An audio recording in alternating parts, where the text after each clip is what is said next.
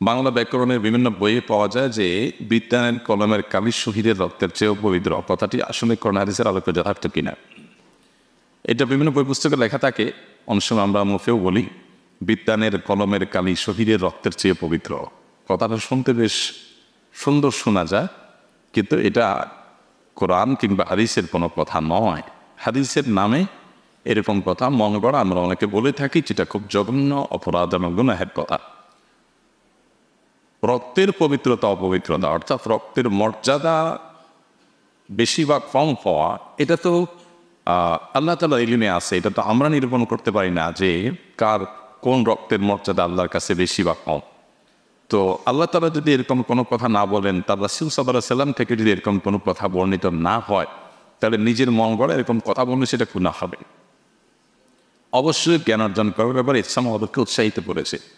ইসলাম তো সেই ধর্ম যে ধর্মের প্রথম নির্দেশই হলো যে পড়ো। অতএব জ্ঞানের জন্য গুরুত্ব নিয়ে আমাদেরকে কোনো জাল হাদিসের, কোনো ভুয়া হাদিসের, ভিত্তিহীন নবীর নামে মিথ্যা কথা বলার কোনো প্রয়োজন নাই।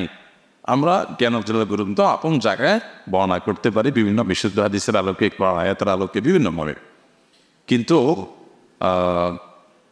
আমরা জ্ঞান অর্জনের ফজিলত বর্ণনা করতে গিয়ে এরকম কোনো কথা যদি বলি যেটা আসলে হাদিসের কোনো কথা নয়, তাহলে সেক্ষেত্রে আরো গুনাহ হবে।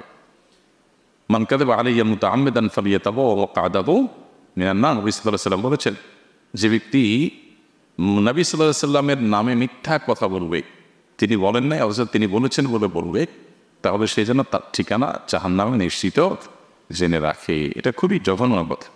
এই জন্য এই ধরনের উক্তি আমরা করবো না। জ্ঞানের মর্যাদা আপন জায়গায় আছে।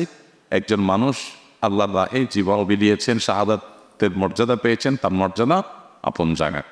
অতএব আপনার যিনি পড়ালেখা করছেন জ্ঞানী মানুষ, তার কলমের কালি এটার মর্যাদা শরীরের রক্তের চাইতে উত্তম, এরকম কোনো কথা কোনো হাদিসে বর্ণিত হয়নি। কোনো বিশুদ্ধ হাদিস দ্বারা এটি প্রমাণিত নয়। কোরআনে তো থাকার প্রশ্নই ওঠে না।